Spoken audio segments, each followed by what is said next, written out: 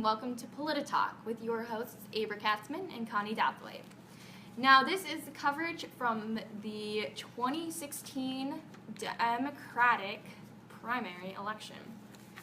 So, Biden talked a little too much, Warner and O'Malley talked a little too quietly, and Cuomo, sometimes it was hard to tell what he was saying, and it seemed like Gillibrand and Clinton were practically the same person, except for all the talking of herself Clinton did.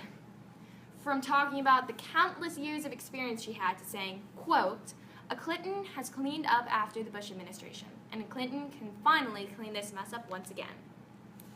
A little harsh towards the Obama administration for someone who had a tablet with internet access with them during the course of the debate.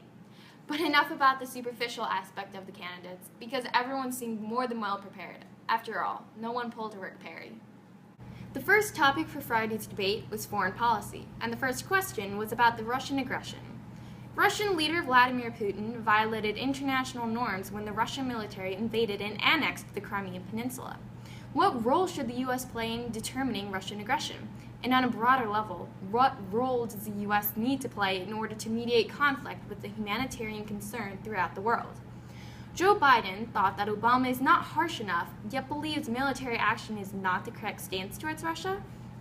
His plan is to create sanctions and get help from the European Union to show that we are boss. And he has made numerous public points directed towards Russia to stop their involvement with Ukraine. A little bit of indecisiveness seems to be happening here, along with the brief interruption that occurred later in the debate, but nothing more than classic Biden behavior. Martin O'Malley was very polite towards the Obama administration by simply telling his audience and fellow candidates that Obama could certainly improve, although he was doing a great job. He agreed quite a bit with Mike Warner, who thought that the United States should not act as the world's police. It's not wise to intervene with countries unless there is a direct threat to the nation or our allies. Just like O'Malley and Warner had the same stance on this issue, Gillibrand, Clinton, and Cuomo all had the same things to say. Gillibrand said, quote, "We have a responsibility to make sure the sovereignty of other countries isn't infringed upon," meaning that we should act as the world's police. While they all think that something has to be done about Russia's unstable leader Putin, the biggest mistake that could be made would be to put boots on the ground. We do not need another Iraq right after we've been pulling troops out of the Middle East. Also, similar to Biden, these three Democrats have confidence in expanding sanctions in Russia and partner with the EU to show Russia who is boss. The next question of the debate was about terrorism. The Obama administration ended two wars, one in Iraq and one in Afghanistan.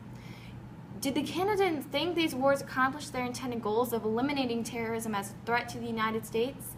And what were their other options in using to combat terrorism? The main thing that was discussed here was drones.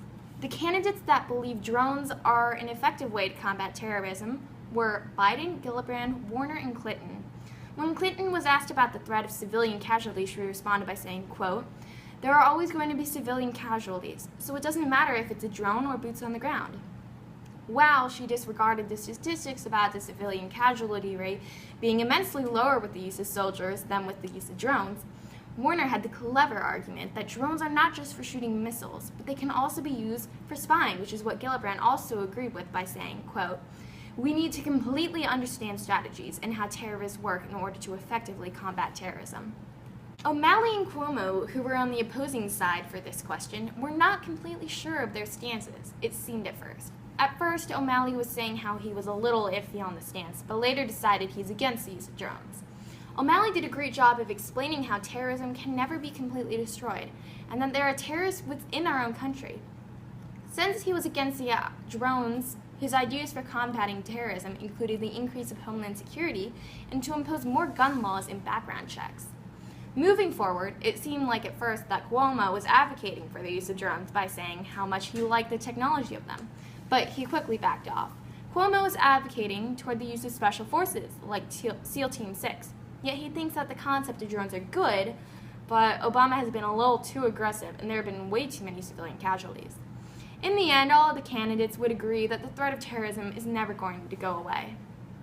Can't we all agree on that, Abra? So, Connie, could you give us the recap on the question that was asked about the NSA and privacy? Sure, Abra. All of the candidates on Friday during the debate agreed that the NSA needs to be scaled back. but is also doing a good job overall and has saved lives, although there are different levels of appreciation for the NSA. Biden, O'Malley, and Clinton all agreed that minimal changes were needed to the NSA program. Cuomo, Gillibrand, and Warner, on the other hand, were far more against the NSA programming. They wanted to protect privacy and not infringe upon Americans' rights. Warner and O'Malley especially stressed the threat of cyber attacks and that they will surpass terrorism as the biggest threat to the United States, so we should start making laws to prevent cyber attacks.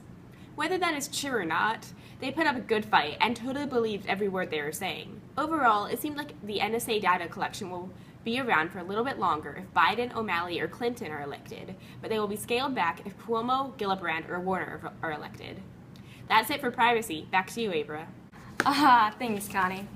For the topic of job growth and expanding the economy, each of the candidates expressed how they best see fit to repair our economy.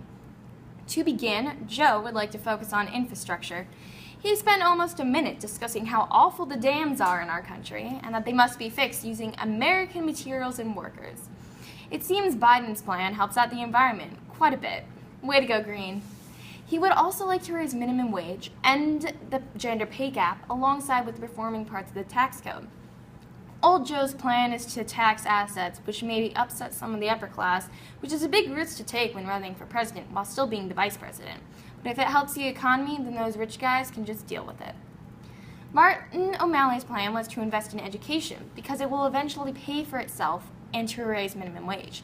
Though we at Polititalk would have liked a little more elaborate of a plan, it seemed like the best idea.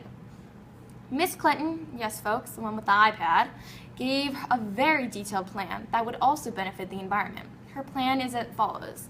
She would like to invest $5 billion in green-collar jobs, put aside $275 million for jobs that are, quote, shovel-ready, and paint black roofs white, which we'd be putting in environmental jobs and also jobs for painters and houseworkers. Along with her environmental ideas, she would like to put restrictions on our economy and move women to higher positions and get rid of the unconscious sexism our country is participating in, with women currently making 70 cents on the dollar to men. Way to bring feminism into the mix. You go, Hillary.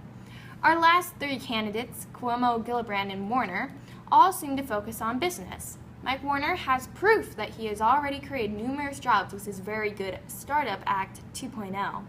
Gillibrand would like to make jobs by using tax deductions and when businesses create jobs.